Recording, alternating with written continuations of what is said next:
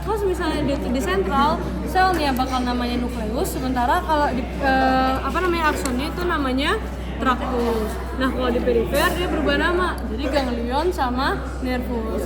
Nah, jadi kalau dengan logiknya ini, semisal namanya nervus cranialis, dia itu tuh termasuk CNS apa PNS?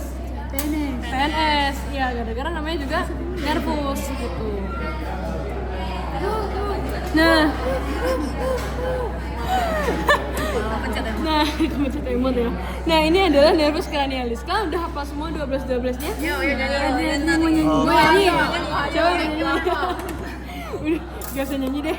Nih, ini kalian tuh harus memahami aja. Pahami apa aja fungsinya gitu. Karena nanti di belakang itu bakal perlu banget. Kita lanjut aja ke tempat keluar lunak. Nah, tempat keluar lunak dari nervus itu terbagi menjadi 4. Ada yang keluar di encephalon, ada yang keluar di mesencephalon, ada yang keluar di pons, sama ada yang keluar di medula oblongata. Cara ngapalinnya 22, 44. Kan absen udah? Oh, absen ya.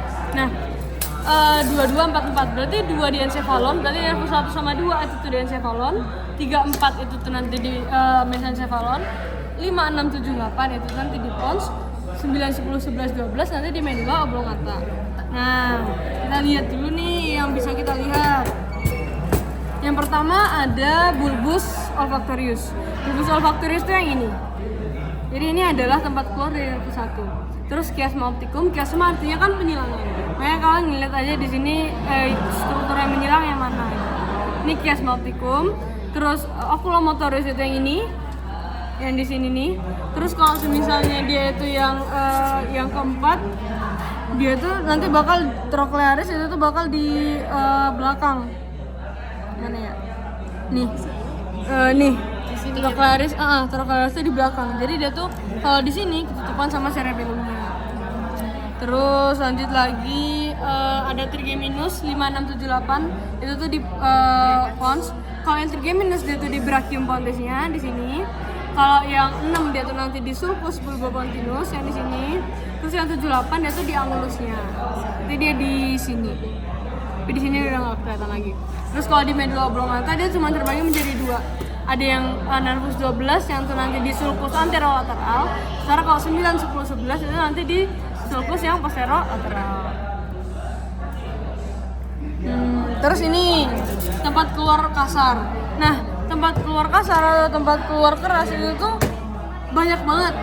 Kita urutin satu-satu ya biar kebayang. Yang pertama itu ada yang namanya lamina fibrosa. Lamina fibrosa itu tuh yang struktur kayak saringan yang di sini. Kelihatan nggak kayak saringan? Nih, ya kan kayak saringan. Dan itu tuh nanti bakal keluar dari bulbus olfactorius. Jadi kalau misalnya kita masukin di sini, si bulbus olfactorius itu kan bakal stay di dalam kraniumnya ya. Sementara yang keluar dari saringan-saringan itu bakal dari percabangan-percabangannya yang nanti bakal di semua gitu. Nah, gimana cara tahu kalau ini benar-benar ke hidung? Kalian bisa tusuk aja di sini. Kalau misalnya kalian tusuk di sini, kan dia keluarnya ke hidungan. Jadi ya kalian bisa nalar kalau itu tuh tempat keluar nervus olfactorius gitu. Terus ada yang namanya tuh canus opticus yang di sini. Kalau kalian tusuk kayak gini, akan keluar, ya dia tuh langsung ke mata juga. Dan dia tuh kan menyilang. Makanya pas sama nervus opticus, yang mana nervus opticus juga menyilang. Di hah? Kayaknya ada di ini deh. Kayaknya ada di preparatnya masing-masing deh. Kayaknya ada di preparatnya masing-masing deh. Oh, tapi bukan nggak boleh dipegang. Iya. Emang iya ya? Aku biasanya dulu megang-megang sih. Maksudnya ada yang nggak boleh, jangan digerakin. Jangan diangkat. Oh, ya kalau kalian misalnya mau ngangkat, jangan sampai penandanya geser. Karena kebanyakan gitu, penandanya geser gara-gara ada yang gerak-gerakin. Ya responsibel aja sih, bisa kok. Aku biasanya ngangkat. Nah, terus ini kan juga keluar dari mata kan. Tapi namanya beda.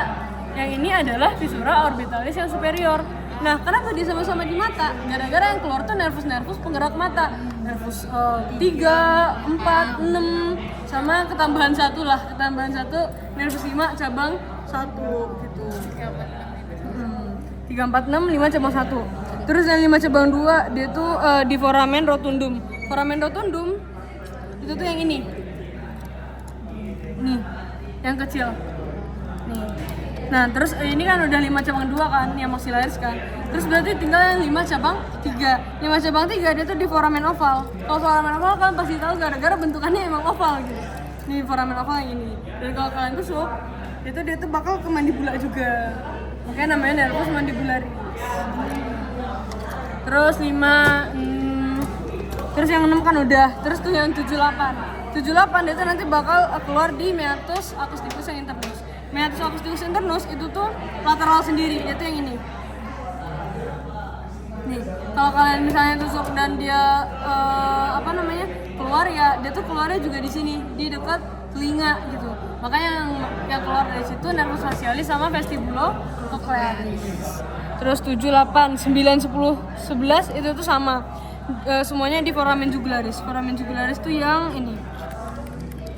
Yang gede di sini. Sementara kalau yang nervus 12 itu tuh nggak bisa kelihatan di nggak bisa kelihatan di kadaver. Karena kalau semisal si canalis condylaris itu tuh emang kecil banget dan dia tuh nggak kelihatan di kadaver. Terus kalau yang gede ini namanya foramen apa? Magnus. Tempat keluar medula oblongata dan bakal menjalar dari medula. Ya, kalau misalnya ditanyain ini bisa ya besok ya. Dihafal dulu. Ternyata keluar cuma 1. Iya, emang kayak gitu biasanya. Cuman ya yang keluar tuh ya nggak bisa diprediksi gitu. Tapi paling yang keluar yang gede-gede, yang foramen oval, canalis opticus. Kalau magnum gimana ya? Oke, lanjut aja ke komponen fungsi. Komponen fungsi itu terbagi menjadi 3. General, spesial, visceral, somatic, sama afferent, efferent. Kalau general sama spesial ini dia tuh tergantung apakah dia itu kayak fungsi biasa aja atau fungsi spesial. Fungsi spesial tuh ada 4. Ada pengecapan, penciuman, penglihatan, sama pendengaran. Terus kok yang visceral sama somatik, kalau yang somatik itu tuh biasanya integumen sama muskuloskeletal. Tapi gak semerta-merta semuanya integumen muskuloskeletal juga masuk yang somatik gitu. Kalau misalnya ototnya kayak otot ciliaris atau otot-otot polos itu kan gak masuk yang somatik, dia tetap masuknya visceral. Terus kalau yang afferent ya kalau afferent kita dapat dari orang, kalau efferent kita ngasih ke orang. Nah, ini yang harus kita hafalin lagi. Nah, tapi ini gak usah hafal mati guys. Gak usah hafal mati, itu tuh sama kayak ini, bisa dinalar. Jadi kalau misalnya kalian udah tahu dari olfactorius lah. Olfactorius itu spesial atau general?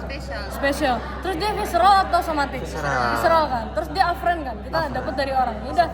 Berarti dia modalitasnya SPA. Terus yang optikus ya sama. Mata itu kan somatik ya. Makanya dia tuh SA. Nah, terus kalian juga bisa ngelompokin otot gitu. Ngelompokin nervus. Misal otot-otot nervus penggerak otot mata. Kan ada nervus 3, 4 sama 6. Ya udah, otot itu kan somatik. Terus dia kalau mau bergerak kan berarti efferent. Terus dia juga suatu gerakan yang general. Ya udah, dia tuh berarti 3, 4, 6 sama-sama GSE semuanya. Jadi kalau modalitas itu sebenarnya bisa dinalar. Cuman buat jaga-jaga kalau kalian lebih pengen ngapalin juga nggak apa-apa. Nah, terus ini klinisnya. Klinisnya itu tuh bakal berhubungan sama modalitasnya, sama komponen fungsinya. Nah, biasanya yang A itu nanti ditanya nama klinisnya apa, yang B ditanya komponen fungsinya apa. Kalau di responsi gitu biasanya. Nah, kalau olfactorius kan dia kan buat penciuman ya. Berarti kalau misalnya kita nggak bisa mencium ya namanya anosmia gitu.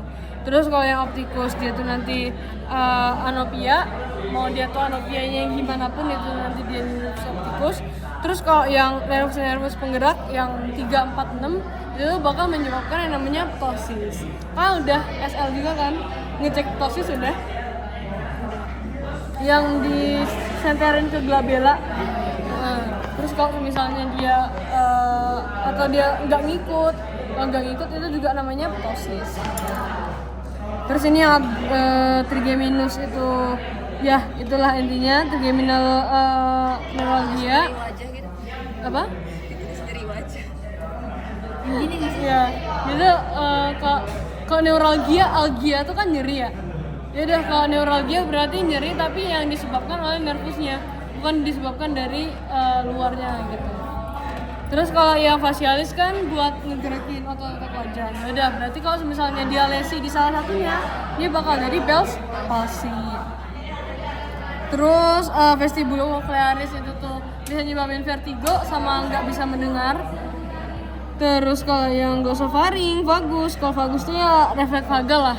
Refleks vagal tuh masalahnya kalau vagus kena itu tuh bahaya. Karena vagus tuh ngebikin parasimpatis kita sebadan-badan gitu. Makanya kalau nervus vagus kena tuh bahaya. Terus kalau yang aksesorius itu tuh nanti dia tuh bakal buat musculus trapezius sama musculus sternocleidomastoideus. Kalau misalnya dia itu lesi, dia nggak bakal bisa digerakin.